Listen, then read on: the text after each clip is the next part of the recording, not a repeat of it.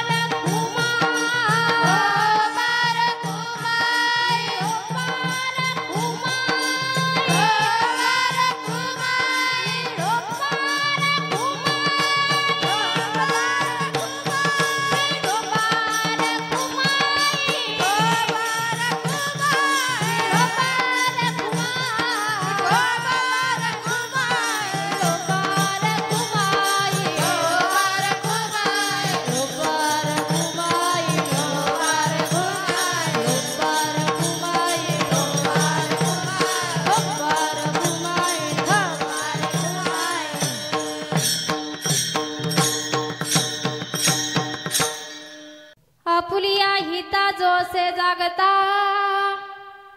Apulia हिता जोसे जागता धन्य माता पिता तयाचिया कुळी कन्या पुत्र होती जे सात्विक तयाचा हरिक वाटे देवा गीता भागवत करीती श्रवण गीता भागवत करीती श्रवण अखंड चिंतन विठोबाचे कुळी कन्या पुत्र होती जे सात्विक तयाचा हरिक वाटे देवा तुका म्हणे मज घडोत्यांची सेवा तुका म्हणे मज घडोत्यांची सेवा तरी माझ्या दैवा पार नाही कुळी कन्या पुत्र होती जे सात्विक तयाच हरिक वाटे देवा महायोग पीठे तटे भीमरत्यं वरं पुंडरीकाय दातुं मुनिंदे समागत्य तिष्ठन्तमानन्दकन्दं परब्रह्मलिंगं भजे पांडुरंग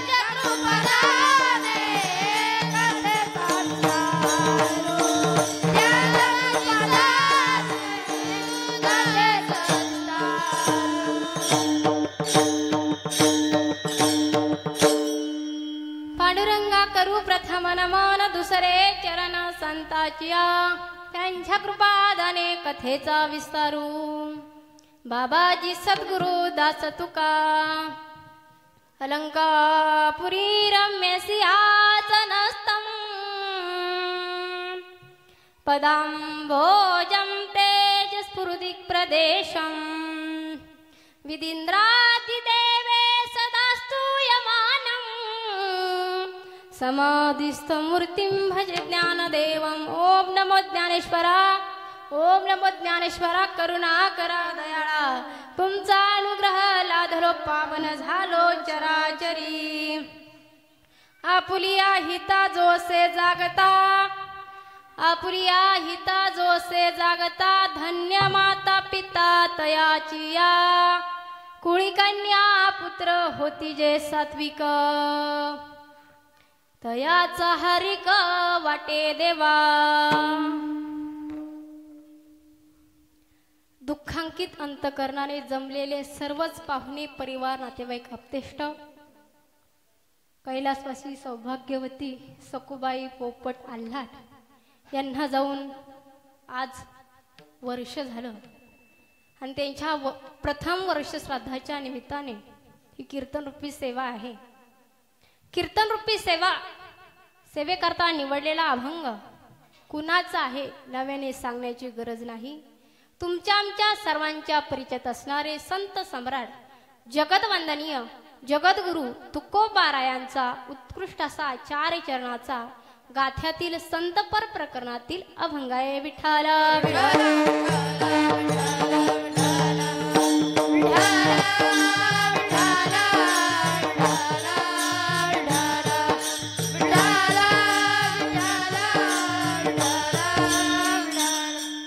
खऱ्या अर्थाने भारतीय संस्कृतीनुसार या मानवी देहावर 16 संस्कार केले जातात।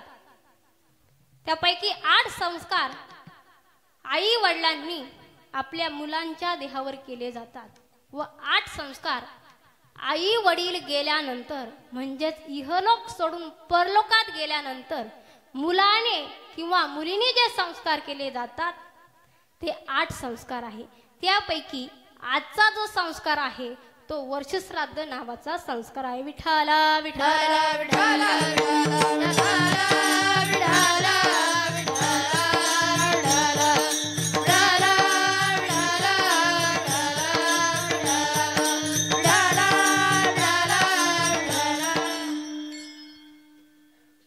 मनुष्य गेल्यानंतर त्या मनुष्य देहावरती उत्तर क्रिया केल्या जातात।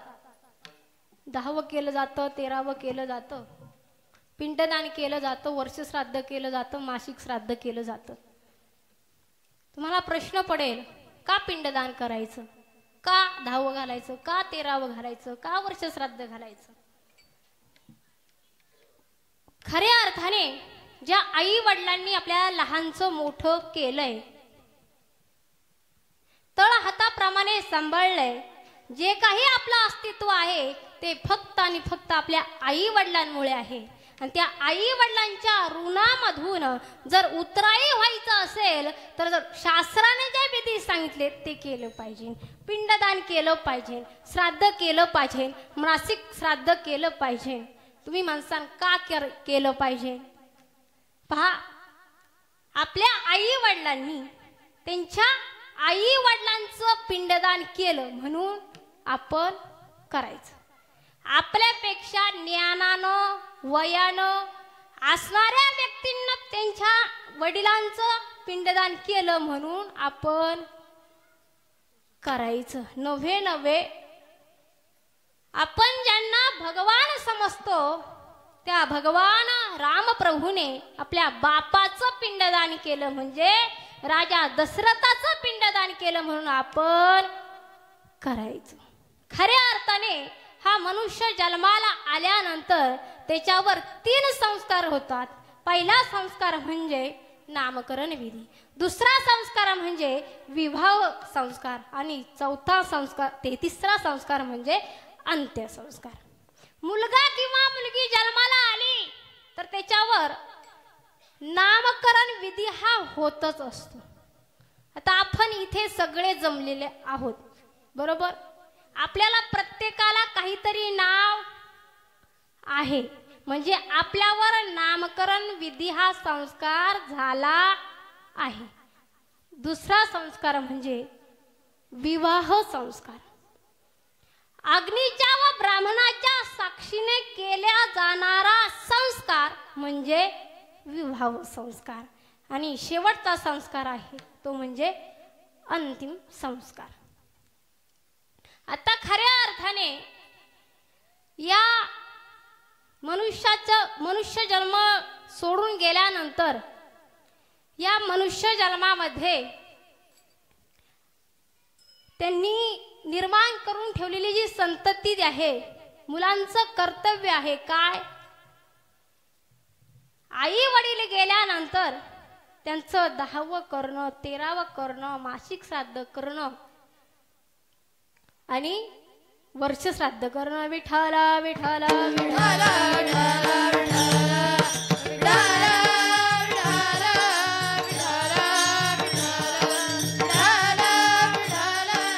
खऱ्या अर्थाने या मानवी देहावर 16 संस्कार केले जातात.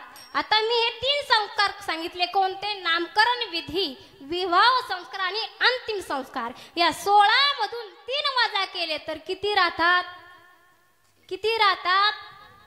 13. म्हणून या जीवाचा केला जातो तो 13वा. आपल्या इकडे महिला मंडळ मासिक श्राद्ध घालतात का? मासिक श्राद्ध घालतात ना? का घालतात माहिती आहे का? नाही माहिती. पहा, आपला जसा दैनंदिन जीवनाचा क्रम चालू असतो. उठल्यानंतर आंघोळ झाल्यानंतर चहा नाश्ता, 12 वाजता जेवण, पुन्हा 4 वाजता चहा, संध्याकाळी पुन्हा जेवण. आपल्याला वेळेला काय लागती? भूक लागती. तसंच हा जीव इहलोक सोडून गेल्यानंतर, परलोकात गेल्यानंतर ज्या थितीला तो जीवात्मा गेलाय ना, त्या थितीलाच त्याला भूक लागत असते. म्हणून मासिक श्राद्ध घालायचं. तुम्ही म्हणसान ताई, मासिक श्राद्धेच्या वेळेस म्हणजे महिन्याला आपण एक माणूस जेवू घालतो, बरोबर ना? मी बोलत जा. काय करतो? जेवू घालतो. तुमच्या मनामध्ये एक प्रश्न निर्माण होईल, ताई हा जीव तर निघून गेलाय आणि या माणसाला जेवायला घातल्यानंतर त्याच्यापर्यंत पोहोचेल का? कलियुग आहे, बरोबर आहे ना? शंका निर्माण होणारच आहे. पण मी सांगून जाते, आपल्याकडं सगळ्यांकडं स्मार्ट मोबाईल आहे ना, त्यामध्ये वेगवेगळ्या प्रकारचे ॲप्लिकेशन आहे, बरोबर आहे ना? त्यामध्ये फोनपे नावाचं ॲप्लिकेशन आहे, ते ओपन करायचं. त्याच्यावर बाबांचा नंबर दाबायचा, म्हणजे बाबळे महाराजांचा नंबर दाबायचा आणि त्याच्यावर काही नाही करायचं, 10,000 सोडून द्यायचं. तुमच्या मोबाईलवरून बाबांच्या नंबरवर 10,000 सोडले तर ते इथपर्यंत पोहोचतंय का नाही? बाबांपर्यंत, बरोबर ना? मग तुम्ही इथं केल्यावर तिथं का पोचणार नाही? नाही कळलं? सोपं सांग का? सोपं. बाबा नेहमी उदाहरण सांगतात. आपलं डोकं दुखत असलं की आपण डॉक्टरकडे जातो. डॉक्टर, माझं डोकं दुखतंय. आता डोकं दुखतंय म्हटल्यानंतर इंजेक्शन कुठं दिलं पाहिजे? डोक्याला, बरोबर ना? तुम्हाला माझं बोलणं कळतंय ना? कुठं दिलं पाहिजे? डोक्याला. परंतु डॉक्टर इंजेक्शन कुठं देतो? कमरेला. कमरेला दिलेला इंजेक्शन कमरेला दिल्यावर डोकं थांबतंय, तर तुम्ही त्याच्या नावाने घातलेलं अन्नदान त्याच्यापर्यंत पोहोचणार नाही का? पोहोचणारच आहे. म्हणून ह्या जीवाचा 13वा केला जातो, वर्ष श्राद्ध केलं जातं, मासिक श्राद्ध केलं जातं. आणि एकदा का या जीवाचा 13वा झाला की जी काही नाती गोती आहे त्या नात्यांमधून सर्व बंधनातून मुक्त होतो आणि यम दरबाराकडे जायला निघतो. यम दरबाराकडे जाण्यासाठी त्याला 28 दिवस लागतात. 28 अधिक 13 किती झाले? 28 अधिक 13 41व्या दिवशी हा जीव यम दरबाराच्या जवळ असणाऱ्या वैतरणी नदीच्या किनाऱ्यावर जाऊन पोचतो. आता ती वैतरणी नदी काही सामान्य नाही, त्यामध्ये बऱ्याच प्रकारच्या नरकांची घाण आहे. आता ती नदी या जीवाला पार करायची, पण पार करण्यासाठी त्या वैतरणी नदीच्या काठावरती एक कामधेनू आहे, म्हणजे एक गाय आहे. ती गाय त्या जीवाला आपल्या पाठीवर बसवते आणि ती वैतरणी नदी पार करण्यास मदत करते. परंतु ती गाय त्या जीवाला आपल्या पाठीवर बसवते की ज्याने आयुष्यामध्ये एकदा तरी गोदान केलं आहे, एकदा तरी दान धर्म केलेला आहे, एकदा तरी अन्नदान केलेलं आहे, कुठंतरी पुण्य कमवलेलं आहे. अशाच जीवाला ती गाई आपल्या पाठीवर बसवते आणि वैतरणी नदी नावाची नदी पार करण्यास मदत करते. आता ही आपली वैतरणी नदी काही सामान्य नाही, आपल्या नद्यांसारखी नाही. पोत पोत गेलो का पोचलो त्या कडेला, तिकडून पोत पोत आलो का या कडेला पोचलो, असं नाही. ही वैतरणी नावाची नदी पार करण्यासाठी एकूण 59 दिवस लागतात. 59 अधिक 41 किती झाले? 100. आणि या 100व्या दिवशी हा जीव यम दरबारापर्यंत पोहोचतो. आता यम दरबारामध्ये पोहोचल्यानंतर त्या ठिकाणी आपण आपल्या जीवनामध्ये काय दान धर्म केलेला आहे, काय पुण्य कर्म केलेलं, काय काहीतरी सत्कर्म केलेलं आहे. जे काही आपण आपल्या जीवनामध्ये केलंय ती जीवनाची दैनंदिनी यादी तपासण्याकरता तिथं चित्रगुप्त नावाचा वकील असतो. वकील सगळी यादी पाहतो, कोणाकोणाची घरं मोडली, कोणाकोणाचे बाण फोडले नाही का, कोणाकोणामध्ये भांडणं लावून दिली. जे काही कर्म केलंय ती सर्व कर्माची फाईल यादी कोण तपासत असतो? चित्रगुप्त तपासत असतो.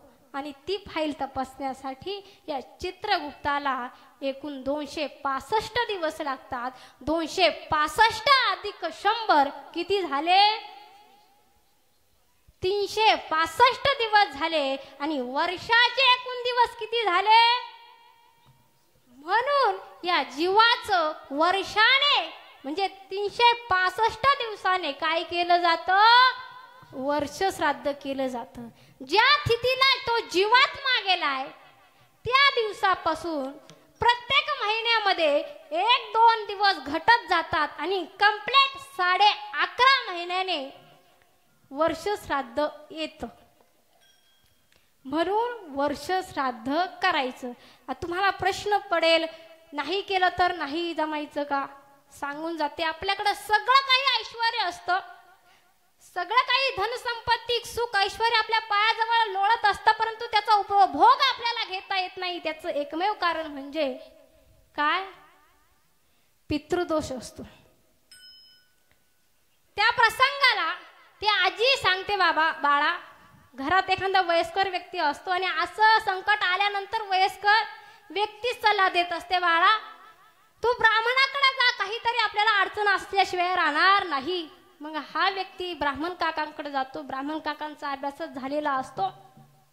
ते सांगतात, तुम्हाला जर या दुःखातून निवारण करायचं असेल, या संकटातून निवारण करायचं असेल तर तुम्हाला एकच उपाय आहे, म्हणजे तो पितृदोष आहे. आणि पितृदोषातून जर मुक्तता पाहिजे असेल तर तुम्हाला गयेला जाऊन पिंडदान करायला लागेल, नाशिकला जाऊन नागबळी करावा लागेल. मग एवढा काही खर्च वाढत असतो. म्हणून जर सुखी आणि समाधानी राहायचं असेल ना तर ज्या तिथीला तो जीवात्मा गेलाय ना त्या तिथीला वर्ष श्राद्ध हा घातलंच पाहिजे. नाही मोठं करता येत ना, नका करू. किमान एक व्यक्ती जेवू घाला. नाही कीर्तन प्रवचन ठेवता येत ना तर तुम्ही भगवद्गीता वाचा, विष्णू सहस्रनाम वाचा, घरामध्ये भागवत वाचा. हे साधन केलं तर त्या जीवाला तो मार्ग पार करण्यासाठी मदत होत असते. म्हणून वर्ष श्राद्ध करायचं. आज कीर्तन रूपी सेवेसाठी निवडलेला अभंग जगद्गुरु तुकोबारायांचा उत्कृष्ट असा 4 चरणाचा गाथ्यातील संतपर प्रकरणातील अभंग आहे. आणि या अभंगाच्या माध्यमातून जगद्गुरु तुकोबाराय हिता करता जो जागा आहे त्या जागृत पुरुषाच्या जागृत आई वडिलांना धन्यता देतात की धन्य माता पिता तयाची. खऱ्या अर्थाने समाज हिताचं कर्तृत्व आणि त्या कर्तृत्वाचं फळ हे अधिष्ठानाकडे जात असतं. ज्ञानोबा ज्ञानेश्वरी मध्ये वर्णन करतात की भूमीची मार्दव सांगे कोंबाची लवलव काचार्य गौरव सुकुनिलाचे. इंदूरचे मल्हारराव होळकर मावळ प्रांतामध्ये घोडदौड करत असताना वाऱ्याच्या वेगाने धावणारे घोडे वाराही त्यांना थांबवू शकत नव्हता. परंतु 8 ते 9 वर्षाची मुलगी मल्लखांबासारखी तटस्थ उभी राहिली. दोन्ही हात वर केले आणि आवाज दिला, थांबा. थांबा म्हटल्याबरोबर घोड्यांचा वेग थांबला आणि मल्हाररावांच्या विचाराचा वेग सुरू झाला. मल्हाररावांच्या विचाराच्या वेगाने त्यांनी घोड्यावरून खाली उडी घेतली. त्या मुलीला उचलून घेतलं आणि त्या मुलीच्या चेहऱ्याकडे पाहिलं तर निर्भय जीवन, निर्भय चेहरा मल्हाररावांच्या ध्यानामध्ये आला. त्या निर्भय चेहऱ्यामधून उद्गार निघाले, राजाधिराज हा सह्याद्रीचा प्रांत आहे, तो डोंगरदऱ्यांचा प्रांत आहे, पुढे फार मोठी दरी आहे, जनतेचा वाली त्या दरीमध्ये जाऊ नाही, म्हणून मी म्हटले थांबा. जो अख्ख्या जनतेला सांभाळतो ना, त्याच्यावर जर प्रसंग आला तर त्यालाही जनतेनं सांभाळावं लागतं. असे प्रखट उद्गार ऐकल्याबरोबर मल्हाररावांनी विचारलं, मुली तू कुणाची? त्या मुलीनं सांगितलं, म्हणजे ती मुलगी होती अहिल्याबाई होळकर. अहिल्याबाई होळकरांनी सांगितलं, माणकोजी शिंदे पाटलांची कन्या. माणकोजी शिंदे पाटलांची कन्या म्हटल्याबरोबर मल्हाररावांच्या ध्यानात आलं की धन्य माता पिता तयाची या भूमीची माधव सांगे कोंबाची लव. भूमी म्हणजे माती. मातीचे 3 प्रकार पडतात. एक काळी माती, दुसरी तांबडी माती आणि तिसरी मुरमाड माती. आता या 3ही मातीमध्ये आपल्याला एकच बियाणं पेरायचंय. इकडं कोणतं जास्त पिकतं? बाजरी, ज्वारी, गहू. काय? ज्वारी घेऊ, बाजरी किंवा ज्वारी. आपण आता ज्वारीच घेऊ. 3ही मातीमध्ये एकच बियाणं पेरलंय, ते म्हणजे ज्वारीचं. बियाणं पेरल्यानंतर 1-2 दिवसाने ते काय करतं? उगवून येतं. उगवून आल्यानंतर तुम्ही त्याला काय म्हणतात? काय म्हणतात? इकडं काय म्हणतात? कोंब म्हणतात, काही भागात मोड म्हणतात, काही भागात अंकुर म्हणतात. आता मला सांगा, त्या जमिनीमध्ये पेरलेल्या 2 दिवसांनी जो कोंब येणार आहे उगवून, त्या तांबड्या मातीमधला कसा येणार आहे? त्याचा कलर कसा असणार आहे? तांबड्या मातीमधल्या कोंबाचा तांबड्या कलरचा. आता शेतकरी वर्ग आहे, माझ्यापेक्षा जास्त अनुभव तुम्हाला आहे. मुरमाड मातीमधला जास्त मुरम असतो, त्यामुळे त्याला ताकद लावून वर यावं लागते. वरती 2 फांदे येतात, सरळ वाढतो आणि वरती 2 पाणी फुटतात, बरोबर. आणि काळ्या मातीमधला हिरवागार टसटसीत, ज्याच्या शेतात आहे त्याची सुद्धा कॉलर टाईट होते. आपल्या शेतामध्ये आहे म्हणजे मला सांगायचं आहे काय, कोंबावरून कशाची परीक्षा आहे? ते मातीवरून कशाची परीक्षा आहे? कोंबाची परीक्षा आहे, बरोबर. बोलण्यावरून बोलण्याची परीक्षा आहे. फुलावरून कशाची परीक्षा आहे? फुलावरून झाडाची परीक्षा आहे. तसं मुलावरून आई बापाची परीक्षा आहे. धन्य माता पिता तयाची. खऱ्या अर्थाने मानवी जीवनाची सुरुवात ही आई वडिलांपासूनच सुरू होत असते. माता पूर्व रूपम पिततर रूपम प्रजा संधी प्रजानन संधानम आचार्य पूर्व रूपम अंते वासुत्य रूपम विद्या संधी प्रवचन संधानम. लौकिक जीवन हे जन्माला आल्यानंतर नाही, ते जन्मण्याच्या पूर्वीच सुरू होत असतं. भारतीय संस्कृतीनुसार मानवी देहावर 16 संस्कार केले जातात. त्या 16 संस्कारापैकी पहिला संस्कार म्हणजे गर्भदान. आणि या गर्भधारणेची प्रक्रिया म्हणजे संस्कार, आणि हे संस्कार फक्त आणि फक्त माताच करू शकते. म्हणून या अभंगाच्या पहिल्या चरणाच्या उत्तरात तुकोबारायांनी धन्यता दिली, ती धन्य माता. आणि उत्तर पक्षात आला आहे तो पिता. नाही कळलं? सोपं सांग, सोपं. आपल्या पायामध्ये काटा भरला तर आपण काय म्हणतो? आई ग. बरोबर? ठेस लागल्यावर आई ग.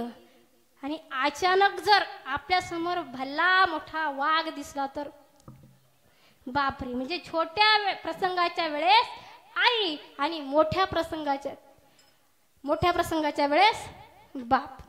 श्रीमद भागवताच्या 11व्या स्कंदामध्ये अशीच कथा आलेली आहे. प्रल्हाद आपल्या राक्षस मित्रांना ज्ञान वैराग्याच्या गोष्टी सांगत असतो. त्यावेळेस राक्षस मित्रांनी विचारलं, प्रल्हादा तू सांगतो हे ज्ञान आणलं कुठून? हे तर आपल्या गुरुजींनी शिकवलं नाही. त्यावर भक्त प्रल्हाद म्हणतात, बालमित्रांनो, गुरुजी हे नंतर आहे, पहिला आहे तो शिष्य आहे. आणि शिष्यत्वाची बुद्धी बनवणारी पहिली आहे ती माता. ज्यावेळेस मी आईच्या उदरामध्ये होतो, गर्भ वाढत होता, त्या गर्भाचं तेज आईच्या चेहऱ्यावर सूर्यासारखं तेजपुंज दिसत होतं. हे देवादिदेव इंद्रांनी पाहिलं आणि देवादिदेव इंद्राच्या लक्षात आलं, काय ही गर्भवती आहे, हिच्या उदरामध्ये वाढणारा गर्भ हा अलौकिक आहे, हा नक्कीच राक्षस पुत्र त्रास देण्यासाठी जन्माला येईल. म्हणून प्रल्हादाची आई कयादू माता, त्या कयादू मातेला इंद्राने पकडलं आणि मारण्यासाठी नेत होता. त्याच रस्त्यामध्ये तिकडून नारद महर्षींची स्वारी नारायण नारायण भजन करत आले. सगळ्यांनी भजन करा. नारायण नारायण श्रीमन्नारायण नारायण नारायण नारायण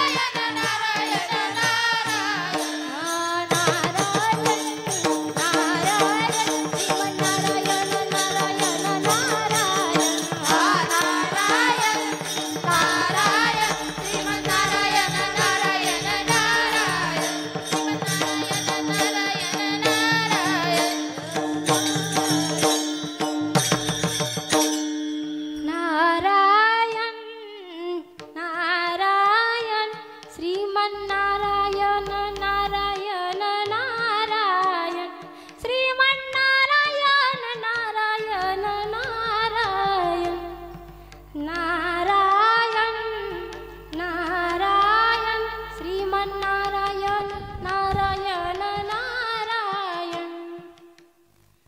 महर्षींची स्वारी आली आणि नारद महर्षींनी पाहिलं इंद्र कयादू मातेला पकडून मारण्यासाठी नेत आहे. त्या प्रसंगाला नारद महर्षींनी विचारलं, इंद्रा काय करतोस? तेव्हा इंद्र म्हणाला, या स्त्रीच्या पोटात जे बालक आहे ना, ते विश्वाचा नाश करण्याची शक्ती त्याच्या जवळ आहे. तेव्हा नारद महर्षी म्हणतात, इंद्रा तुझं काय डोकं बिकं फिरलंय का? अरे हा विश्व नाशक नसून विश्व रक्षक आहे. उद्धरया जन जड जीवा, उद्धरया जन जड जीवा, उद्धरया जन जड जीवा, उद्धरया जन जड जीवा. अवतार तो माननाया करण, अवतार तो माननाया करण,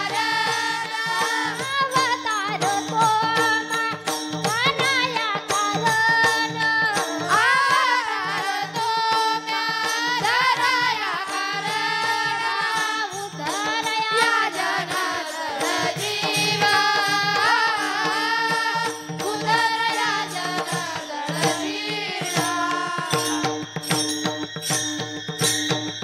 नारद महर्षीने त्या कयाधू मातेला आपल्या घरी नेलं आणि घरी नेल्यावर काय सांगितलं?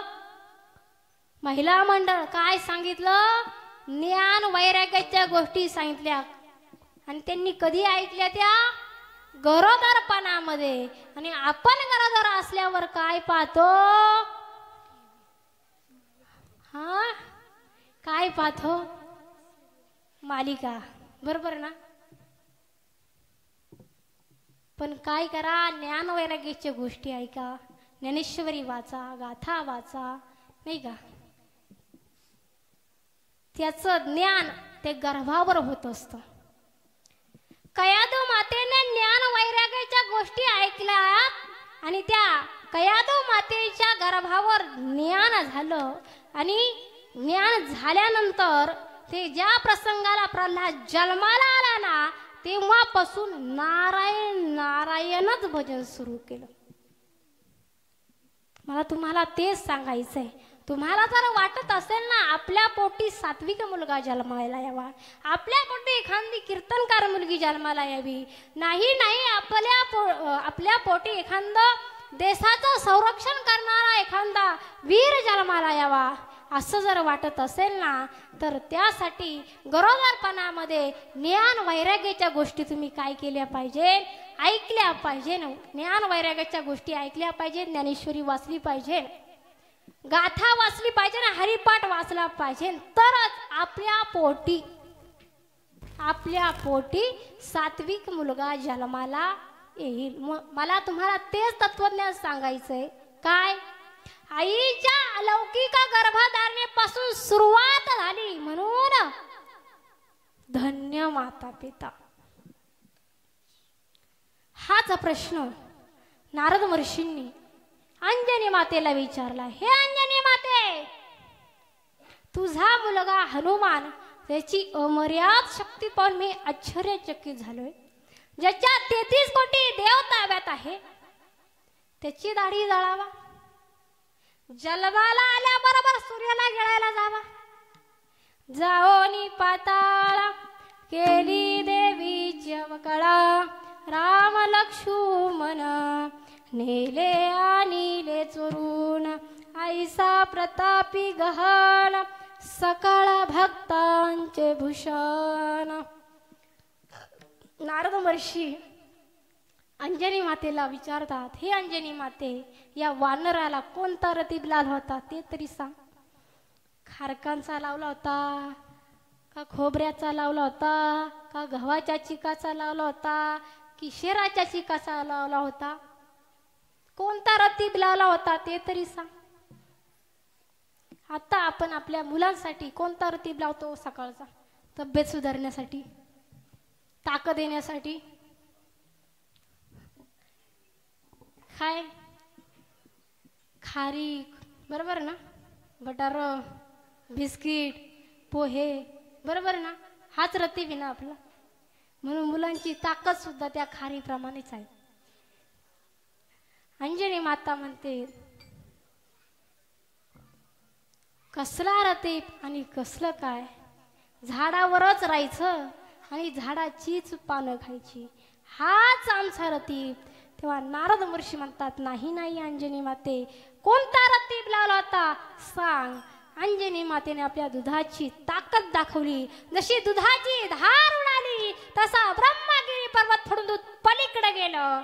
आजही तुम्ही त्र्यंबकेश्वरला गेल्यावर ब्रह्मगिरीची प्रदक्षिणा घालत असताना आवर्जून पहा, तिथं काय आहे?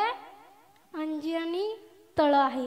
ती अंजनी मातेच्या दुधाची ताकद आहे. ब्रह्मगिरीची प्रदक्षिणा केली का? तिथं गेल्यावर नंतर आवर्जून पहा.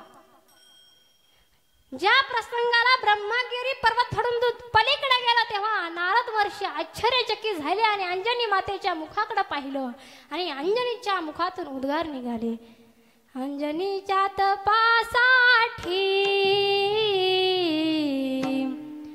अंजनीच्या तपासाठी,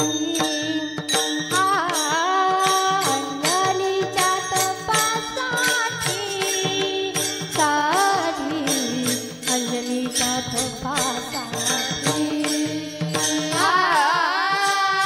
अंजनीच्या तपासाठी, अंजनीच्या तपासाठी, अंजनीच्या तपासाठी,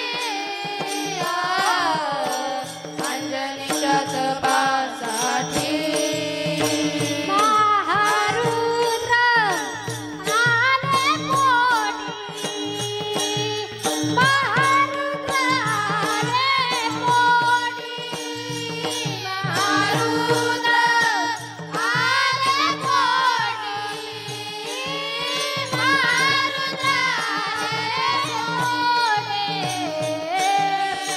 अंजनीच्या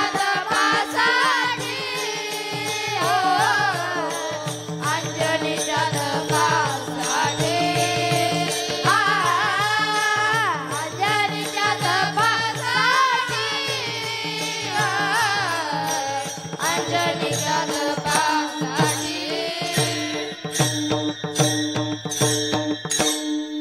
अंजनीच्या तपासाठी महारुद्र आले पोटी म्हणून धन्य माता पिता तयाची आ.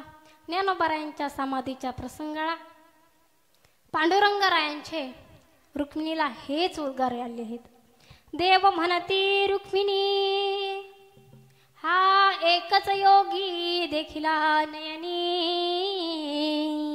हेची ज्ञान संजीवनी जान त्रैलोक्यासी. ज्ञानोबारायांच्या समाधीच्या प्रसंगाच्या वेळेस पांडुरंगराय, निवृत्ती, सोपान, रुक्मिणी सगळे आलेले आहेत. 33 कोटी देवांची गर्दी झालेली आहे. ज्ञानोबारायांसारखा योगी समाधीला बसणार. आता पुन्हा ज्ञानोबाराय डोळ्याने दिसणार नाही म्हणून मुक्ताबाई स्फुंदू स्फुंदू रडत आहे. समाधीची जागा सुद्धा निश्चित झालेली आहे. समाधी बैसला बाबा बाळ छंदू. समाधीचा दरवाजा बंद करणार तेवढ्यात पांडुरंगरायांच्या डोळ्यातून अश्रू आले आणि रडत रडत पांडुरंगराय रुक्मिणीला म्हणतात, देव म्हणती रुक्मिणी, हा एकच योगी देखिला नयनी, हेची ज्ञान संजीवनी जान त्रैलोक्याशी. धन्य धन्य दरातळी जो याते दृष्टी निहाळी, तो वाहत येईल टाळी वैकुंठ भुवनासी. पांडुरंगराय रुक्मिणीला म्हणतात, रुक्मिणी आतापर्यंत पुष्कळ योगी होऊन गेले, पुष्कळ योगी होऊन गेले, परंतु हा योगी डोळ्यांनी पाहिला. याचं ज्ञान त्रैलोक्याला पावन करण्यासारखं ज्ञान आहे. जो याची यात्रा करील त्याच्या सर्व गोत्रांचा उद्धार होईल.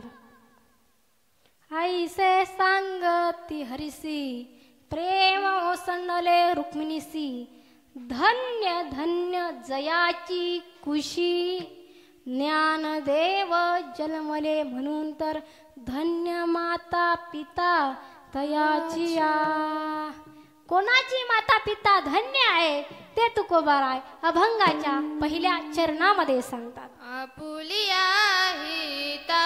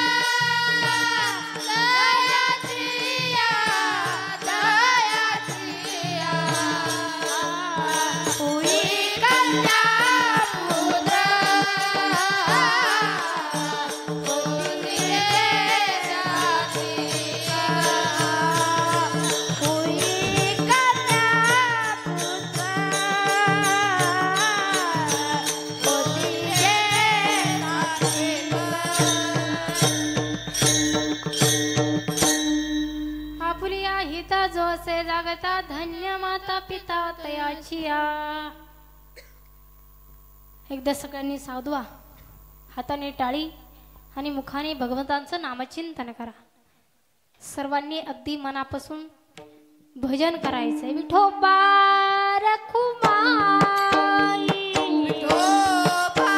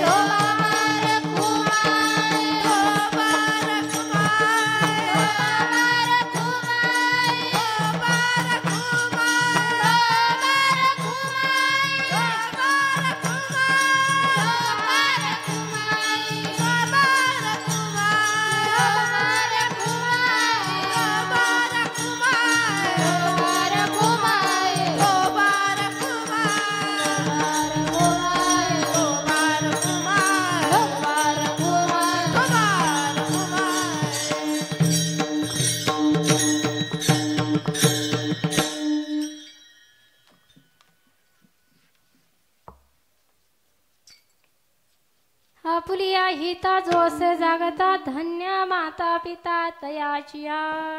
अगदी आपण 5 मिनिटातच सेवा आटपून घेऊ. आणि वर्षश्राद्धाचं कीर्तन आहे म्हणून प्रत्येकाची अपेक्षा असती काहीतरी आई वडिलावरती बोलावं, नाही का?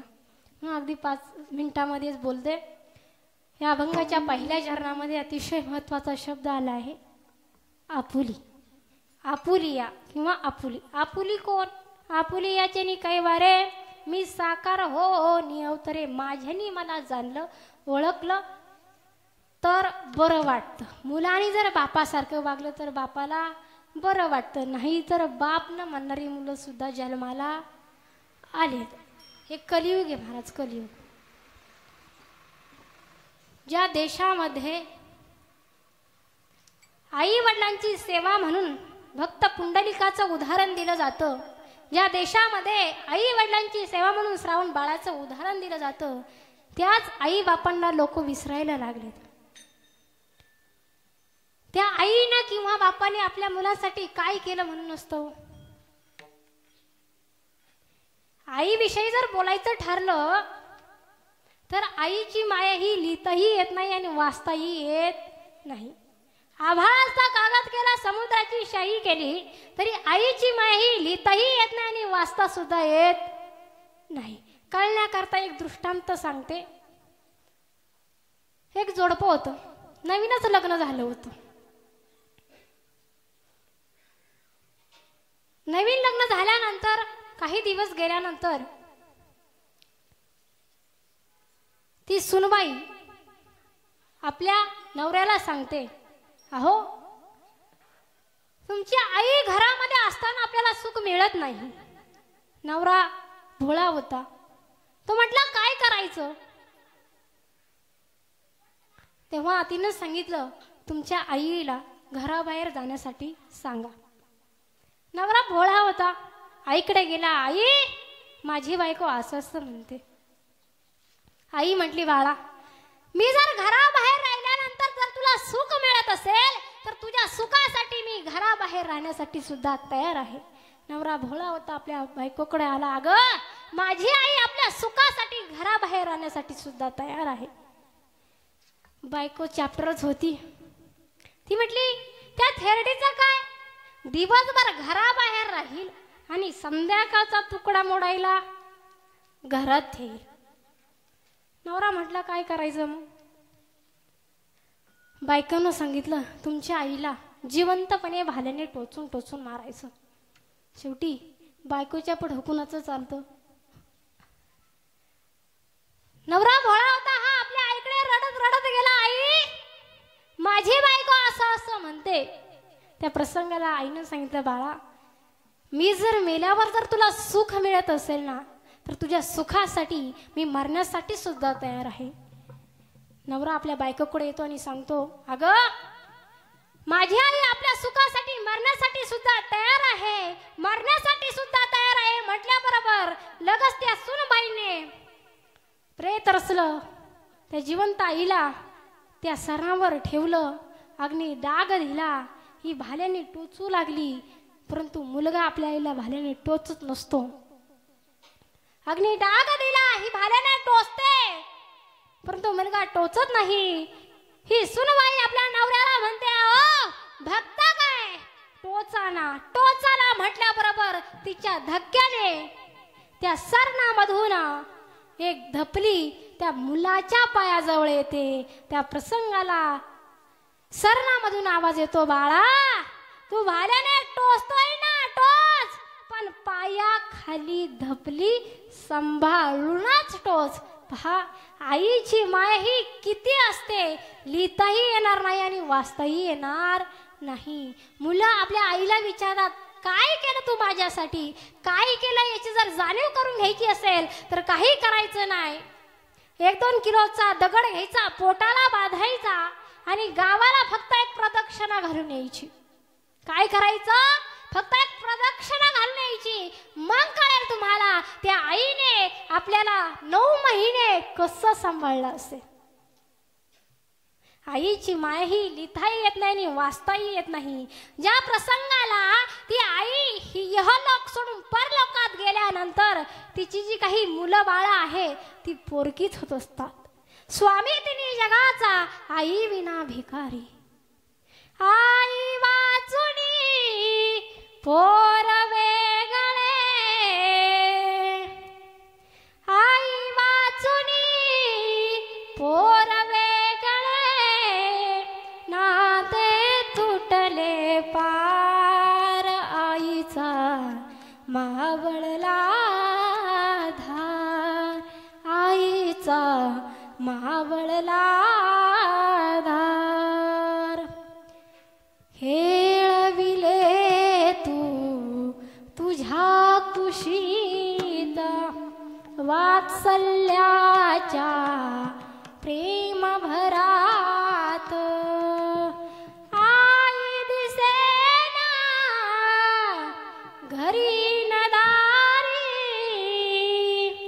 आई दिसेना घरी न दारी, आस कशी धरणार आईचं मावळला धार, आईचा मावळला धार, भोळ्या जीवाचे गुंपुनी जाळे, कशी टाकून गेली सबाळे, बाळावरती तू का गरसनी, बाळावरती तू का गरसनी, अनंत तुझे उपकार, आईचा मावळला धार, आईचा आवळला धार. म्हणून जोपर्यंत आई वडील हयात आहे तोपर्यंत त्या आई वडिलांची सेवा एक भगवान म्हणूनच करा. एक लक्षात ठेवा, आपण लोकांसाठी कितीही केलं तर ती मागं नावं ठेवतच असतात, परंतु तुम्ही जर मनापासून आई वडिलांची सेवा केली, जोपर्यंत आई वडील आपण लहान आहे तोपर्यंत ते आपल्याकडून घेण्याची अपेक्षा करत नाही, परंतु ते वार्धक्य काळामध्ये मुलांनी आपल्याला सांभाळावं अशी अपेक्षा करत असतात आणि ते मुलांचं आद्य कर्तव्य आहे. म्हणून एक भगवान म्हणून आई वडिलांची सेवा करा. आणि जर तुम्ही त्यांची अंतःकरणापासून निष्ठेने श्रद्धेने सेवा केली तर ते आपल्याला आशीर्वाद दिल्याशिवाय राहणार नाही आणि आपल्या जीवनामध्ये त्यांचा आशीर्वाद आपल्या वैवाहिक जीवनामध्ये मोलाचा ठरल्याशिवाय राहणार नाही. म्हणून जोपर्यंत आई वडील हयात आहे तोपर्यंत आई वडिलांची सेवा करा. ज्ञानेश्वर मावली ज्ञानराज मावली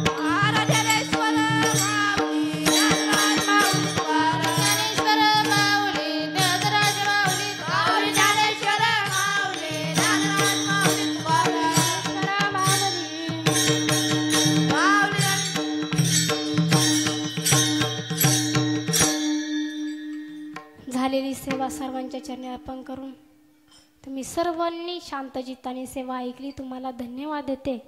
तसेच आमच्या छोट्या छोट्या टाळकरांनी अगदी लहान आहे पण लहान वयामध्ये लाजवेल अशी साथ केली.